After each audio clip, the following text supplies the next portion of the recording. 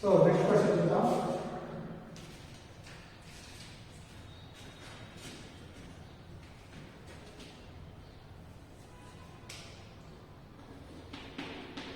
ఒక వాయువులో 4 అణువులు 1, 2, 3, 4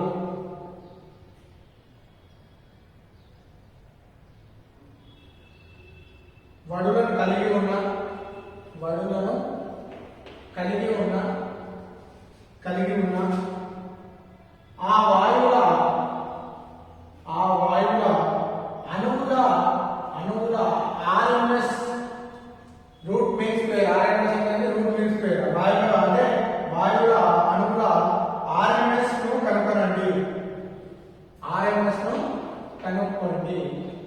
కనుక్కోండి. ఓకేనా? సో వాడు ఏదైతే ఒక వాయు శ్రేణిలో ఇచ్చినటువంటి 4 అణువులు ఏంటిది 1, 2, 3, 4 అడుగులు ఉన్నాయి. అంటే V1 ఎంత ఇచ్చిండు? 1 ఇచ్చిండు. ఓకేనా? V2 2 ఇచ్చిండు. V3 ఎంత ఇచ్చిండు? 3 ఇచ్చిండు. V4 4 ఇచ్చిండు. సో వాడు ఏం కనుక్కోమంటుండు? VRMS అంటే దాని యొక్క ఆ వాయు అణువుల RMS విలువని కనుక్కోమంటుంది. దీనికి మనకు ఒక ఫార్ములా ఉంది. అన్నమాట V1 square plus V2 square plus V3 square plus V4 square by n. n అంటే మనకు ఉన్న n అంటే 1, 2, 3, 4 కాబట్టి సో ఇది ఏమైంది? అన్నమాట V1 స్క్వేర్ అంటే 1 స్క్వేర్ అంటే 1, 2 స్క్వేర్ అంటే 4, 3 స్క్వేర్ అంటే 9, 4 స్క్వేర్ అంటే 16 బై n అంటే మొత్తం 4 కదా. సో అన్నమాట సో 4 అంటే సో 16 అంటే 20, 29 అంటే 30/4 కదా. 30/4. సో చూడండి 4 28 30. సో 4 సో 30 2 నేను పాయింట్ పెట్టుకుంటున్నా. సో 4 5 20. సో ఇది ఎంత? 4 into 7.5 లో పోతుంది కదా. √7.5 వచ్చింది. సో కదా √7.5. సో ఇది VRMS యొక్క వేగం. V RMS వేగం. సో √. అంటే ఈ వేగం ఎంత వస్తుందంటే దాదాపు 2.7 metre per second. VRMS. So దాని యొక్క వాయువు యొక్క అణువులో దాని యొక్క RMS వేగం ఎంత? 2.7 మీటర్ పర్ సెకండ్ అనేది రావడం జరుగుతుంది. ఓకేనా? 2.7 కిలోమీటర్ పర్ సెకండ్ అనేది రావడం జరుగుతుంది. అంటే ఏంటి వాడు ఇచ్చినటువంటి వాయువుల అణువులో ఏమి ఇచ్చిండు? 1, 2, 3 వడులను అంటే వేగాలు కలిగి కాబట్టి V1 V2 V3 3 V4 4. So అప్పుడు VRMS V1 square V2 square V3 square V4 square. ఇదేంటి దాని యొక్క ఫార్ములా. అయితే VRMS యొక్క formula V1 square V2 square V3 square V4 square by n. ఇక్కడ V1 V2 V3 V4 మనకి ఇచ్చింది 1 4 2 30/4 4 into 7.5 అవుతుంది. 7.5 తీసుకున్నట్లయితే దాని యొక్క RMS వేగం ఉందా దాని వాయువు యొక్క అణువుల యొక్క RMS వేగం ఉందా 2.7 కిలోమీటర్స్ అనేది రావడం జరిగింది. ఇది కూడా మనకు చాలా సరళమైనటువంటి క్వశ్చన్. నెక్స్ట్ మనం ఇంకొక ప్రాబ్లం చూద్దాం.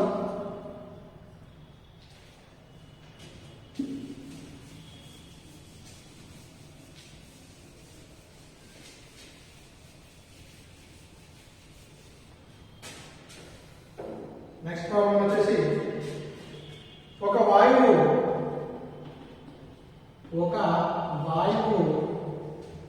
F స్వతంత్ర పరిమితులు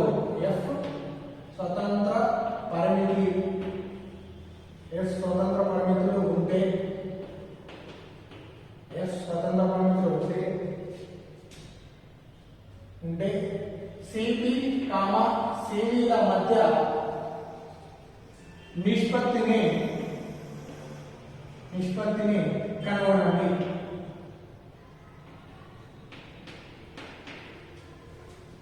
సో ఏమంటారు? ఒక వాయువు F స్వతంత్ర పరిమితులు కనుగొన్నారట. అంటే మనకి ఎంత పరిమితులు అయ్యేది? సో ఉంటే CP, CV ల మధ్య ఏంటిది నిష్పత్తిని అనుకుంటున్నాం. కానీ CP, CV ల మధ్య నిష్పత్తి అంటే దాన్ని విశిష్టోష్ణం సామర్థ్య విశిష్టోష్ణంలో విశిష్టోష్ణ యొక్క నిష్పత్తి మనకు ఫార్ములా ఉంది. విశిష్టోష్ణ నిష్పత్తి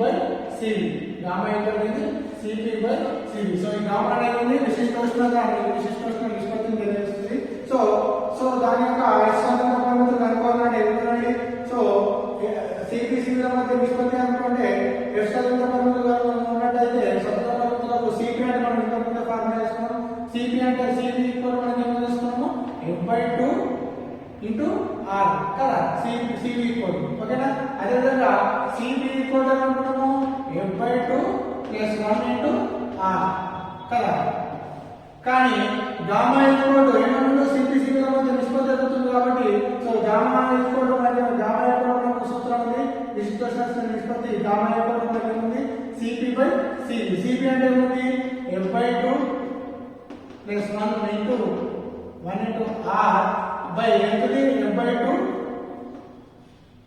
ఇంటూ ఆర్ కదా సో ఇక్కడ చూడండి ఇక్కడ ఈ ఆర్ ఇక్కడ ఆర్ క్యాన్సిల్ అవుతుంది so gamma equal to so ఇక్కడ చూడండి f/2 ఉంది కదా ఇది రెండింటి క్యాన్సిల్ అవుతుంది కదా అప్పుడు ఏమవుతుంది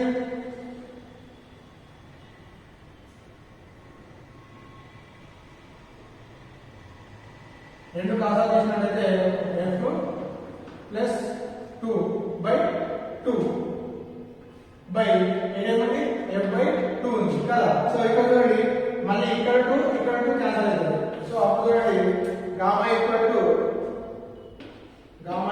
చూడండి ఏది f ప్లస్ 2 బై f అని కదా అంటే మనం దీన్ని ఏం రాసుకోవచ్చు f/f ప్లస్ 2 బై f గా రాసుకోవచ్చు కదా సో అప్పుడు ఏమవుతుంది f క్యాన్సిల్ అయితే అప్పుడు గామా ఈక్వల్ కదా 1 ప్లస్ 2 బై f అనేది రావడం జరుగుతుంది సో సిపిసిల మధ్య అనేది నిష్పత్తిని మనం కనుగొనాలంటే సిపిసిల మధ్య నిష్పత్తి ఎంత gamma equal to 1 plus 2 by f అనేది రావడం జరుగుతుంది ఈ విధంగా వాయు విశ్లేషణలో మనం తీసుకున్నట్లయితే సిపిసిల మధ్య నిష్పత్తి ఎంత అంటే సిపిసిల మధ్య నిష్పత్తి మన ఫార్ములా ఉంది గామా ఈక్వల్ అనేది సిపి బై సివి కాబట్టి సిపి ఈక్వల్ టు మనకు ఆల్రెడీ తెలుసు CP equal to gamma equal to CP by CV కాబట్టి సిపి మొత్తం ప్రతిక్షేపించినట్లయితే ఈ మొత్తం రొటేషన్ అయితే మనం లాస్ట్ టైం వస్తుంది గామా ఈక్వల్ వాటి యొక్క నిష్పత్తి సిపిసిల మధ్య నిష్పత్తి ఏమిటి గామా ఈక్వల్ వచ్చింది 1 ప్లస్ 2 బై f అనేది రావడం జరిగింది ఇది సిపిసిల మధ్య నిష్పత్తి ఏంటి విశిష్ట నిష్పత్తి అవుతుంది ఆ విశిష్ట నిష్పత్తి తీసుకుంటే గామా ఇక్కడ గామా ఈక్వల్ అనేది విశిష్ట నిష్పత్తి అవుతుంది సో ఈ విధంగా సిపిసిల మధ్య సంబంధాన్ని రావడం నెక్స్ట్ ఇంకొక ప్రాబ్లం ఉంది ఇంకొక ప్రాబ్లం చూద్దాం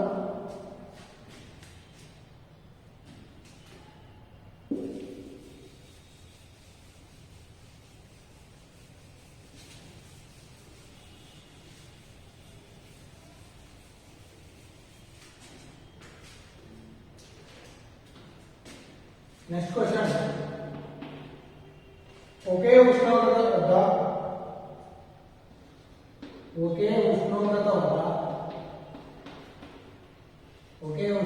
వద్ద గల ఆక్సిజన్ నెక్స్ట్ మరియు హైడ్రోజన్ వాయువుల RMS వేగాల నిష్పత్తి ఎంత RMS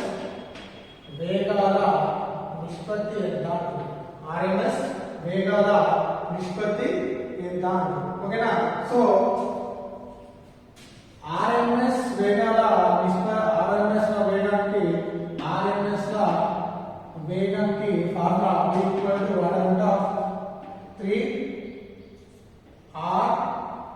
√3RT/m so v equal to √3RT/m కానీ ఇక్కడ రెండు ఇచ్చింది అంటే ఆల్రెడీ ఆక్సిజన్ వేగము నెక్స్ట్ హైడ్రోజన్ వేగం కూడా ఉంది సో దీని ఈక్వల్ టు రాసుకోవచ్చు అంటే v0/vh అంటే ఇది హైడ్రోజన్ యొక్క వేగము అదే విధంగా ఏంటిది ఆక్సిజన్ యొక్క వేగం కానీ ఇక్కడ దీని ఈక్వల్ టు మనకు ఒక ఫార్ములా ఉంది √μh/, ఏమంటే మ్యూ ఆక్సిజన్ సో ఇక్కడ √μh అంటే హైడ్రోజన్ యొక్క అనుభవం నెక్స్ట్ ఏంటి ఆక్సిజన్ యొక్క అనుభవం తీసుకున్నట్టయితే సో ఈ v0/vh తీసుకోవాలి సో ఇక్కడ మనకి μh తీసుకోండి ఎంత ఇచ్చిందంటే 2 ఇచ్చడం జరిగింది అదే విధంగా మ్యూ ఆక్సిజన్ ఎంత వాల్యూ ఎంత అంటే 32 ఈ రెండు విలువలను ప్రతిక్షేపించినట్లయితే so V0/Vh equal to so ఏముంది అండర్ రూట్ ఆఫ్ ఎంత 2/32 ఎంత 2/32 so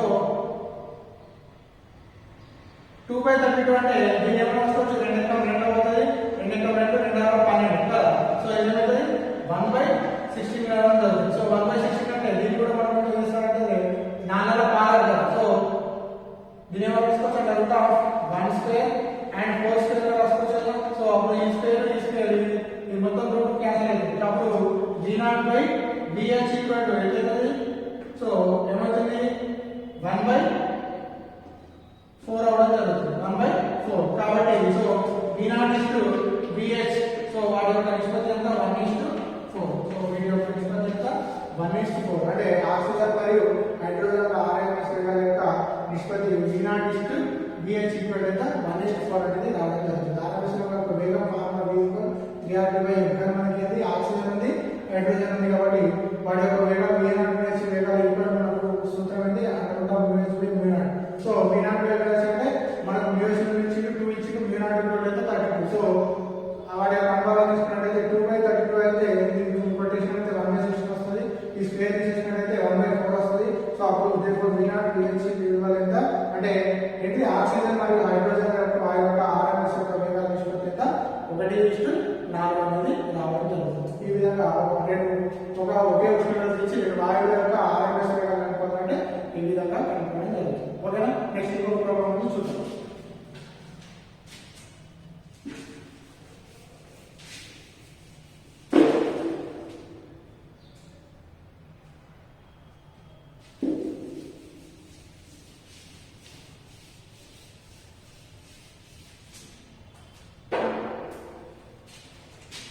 next problem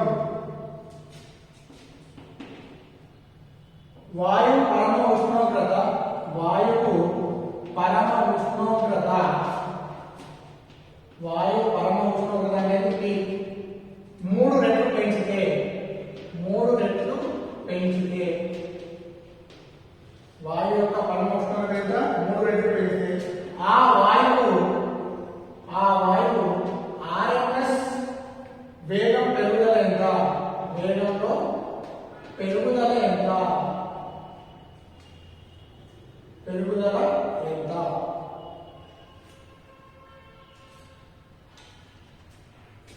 so already RMS లో కేసు 1 ఒకటి RMS లో వేగంలో పెరుగుదల మనం V1 ఫార్ములా తీసుకునేది అండర్ రూట్ ఆఫ్ విధంగా రాస్తున్నాం 3RT1/m అని రాస్తున్నాం కదా అదే విధంగా నెక్స్ట్ కేసు 2 ఎందుకంటే మనకు వాయువు యొక్క పరమ ఉష్ణోగ్రత అయింది 2 ద్వారా పెంచినాము కాబట్టి మనం 2 RMS వేగాలు తీసుకుంటున్నాం వేగం ఈక్వల్ V2 ఈక్వల్ ఎంత మనం equal under root of 3RT2/m కానీ వేగాల మధ్య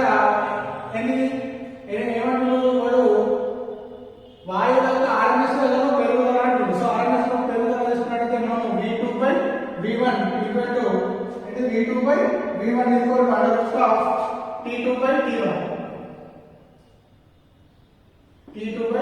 ఫార్ములా సో దీని యొక్క వాయువు యొక్క పెరుగుదల నిష్పత్తి ఏమవుతుంది సో అంటే వాయువు యొక్క పరమ ఉష్ణోగ్రత T అనేది 3 రెట్లు పెంచితే ఆ వాయువు యొక్క RMS వేగంలో పెరుగుదల అనేటువంటిది కేసు 1 ఏమో తీసుకున్నాము వాటి ఫస్ట్ వాయువులో RMS వేగం ఫార్ములా అయితే V ఈక్వల్ మనకు తెలుసు 3RT1/m కానీ మనం V1 తీసుకుంటున్నాం కాబట్టి 3RT1/m అదే కేసు 2 ఏంటి RMS వేగం V తీసుకో 3RT2/m కానీ మనకి V2/V1 equal to under root of T2/T1 ఇది ఫార్ములా తెలుసు సో అప్పుడు ఏమవుతుంది సో V2/V1 అంటే V2/V1 కదా సో V2 అంటే ఏముంది under root of 3RT2/ఏముంది T1 3RT2 ఈ T2/T1 అంటే వచ్చింది చూపిస్తున్నా 3RT2/ఏముంది m కదా బై నెక్స్ట్ ఏముంది under root of 3RT1/m so ఇక్కడ చూడండి ఈ 3RM మొత్తం పోతుంది ఇక్కడ 3RM మొత్తం పోతుంది అంటే అండర్ రూట్ ఆఫ్ T2/T1 వచ్చిందా సో ఇది ఎట్లా వచ్చిందంటే V2 under root of T2/T1 అంటే వచ్చిందంటే ఇది వస్తుంది ఓకేనా ఏ విధంగా వచ్చిందంటే ఇదంతా కొటేషన్ అయితే మనకి ఫార్మ్ వస్తుంది T2/T1 కానీ ఇక్కడ ఏమొచ్చింది పరమ ఉష్ణోగ్రత ఎంత వచ్చిందన్నాడు 3 రెట్లు 3 ఎన్ని రెట్లు వచ్చిందన్నాడు T2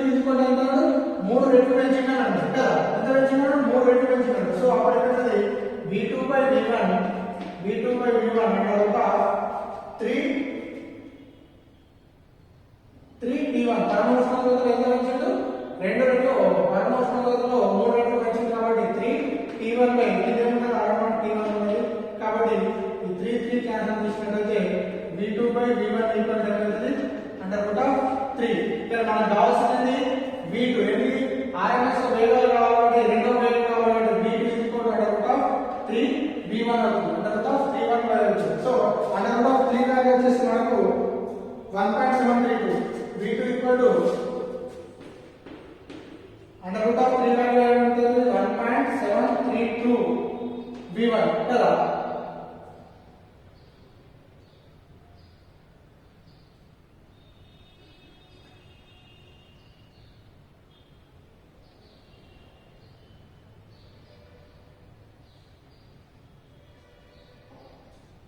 కానీ మనకేమంటారు ఆ రాజస్వ వేగంలో పెరుగుదల అంటారు కాబట్టి పెరుగుదల ఏమవుతుంది v మనకు తెలుసు v2 v1 అని తెలుసు కదా. v మనకు తెలుసు v2 v1.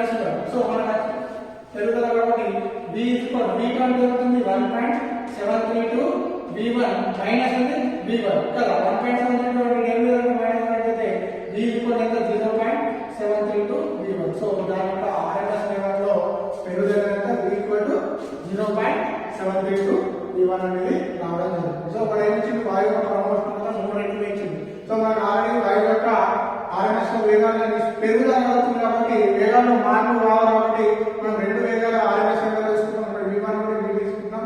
సో మనకు వేగాల్లో మార్పు అంటే v2/v1 తీసుకున్నట్లయితే మనకు మొత్తం ఒకేస్తే వస్తుంది t2/t1 వస్తుంది. సో t2/t1 కానీ t2 అనేది పరమాణు ఉష్ణోగ్రతలో మొదటి ఉష్ణోగ్రత 2 రెట్లు పెంచింది 3 రెట్లు పెంచింది. సో t2 అనేది 3t1 కాబట్టి 3t1/21 అంటే 21 under root of 3. సో మనకు కావాల్సింది v2 తీసుకున్నట్లయితే v3 under root of 3 into v1 కానీ √3 వాల్యూ ఎంత 1.732 కాబట్టి సో మనకి 1.732 into v1 వచ్చింది. కానీ మనకు వేగాల్లో మార్పు అనేది v v2 v1 తీసుకోవాలి. సో v2 v1 అంటే v2 అంటే ఎంత వచ్చింది 1.732 v1 v1. సో ఇక్కడ తీసుకున్నట్లయితే ఆ యొక్క 3 రెట్లు పెంచితే వాయు RMS వేగంలో పెరుగుదలంటే v 0.732 అనేది రావడం జరిగింది. ఈ విధంగా మనం ఇలాంటి ప్రాబ్లమ్స్ చూడొచ్చు.